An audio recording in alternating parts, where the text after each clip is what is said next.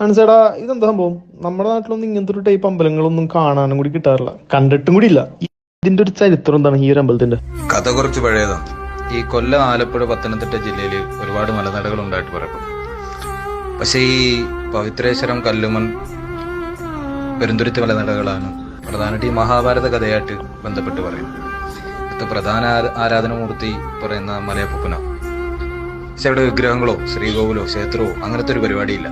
ഇതിന്റെ പ്രധാന പറച്ചില് ഇവിടുത്തെ വനയോര മലപ്രദേശങ്ങളിൽ പാണ്ഡവർ നിന്ന് താമസിച്ചെന്നു, അവരെ തിരക്കി ദുര്യോധനനും കർണനും അടങ്ങുന്ന ഒരു സംഘം വന്നു, അവർക്ക് വിശ്രമിക്കാനും തങ്ങാനും ഇടം കൊടുത്തത് കുറവ് സമൂഹമാണെന്നും മധുചഷകം നൽകി അവരെ സ്വീകരിച്ചെന്നൊക്കെ പറയുന്നു.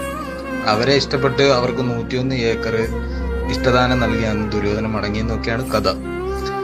പിന്നീട് ഈ വേൽമഹാഭാരതത്തിൽ പറയപ്പെടുന്ന പോലെ ഒരു നിഴൽക്കുത്ത് എന്ന് പറയുന്ന ഇതിലൂടെ ആപചാരക്രിയയിലൂടെ പഞ്ചപാണ്ഡവരെ കൊല്ലാൻ ശ്രമിച്ചത് ഭാരതമലയനാണെന്നും ഭാരതമലയന്റെ വാസസ്ഥാനം ഈ മലനടയാണെന്നും ഒക്കെ പറയപ്പെടും.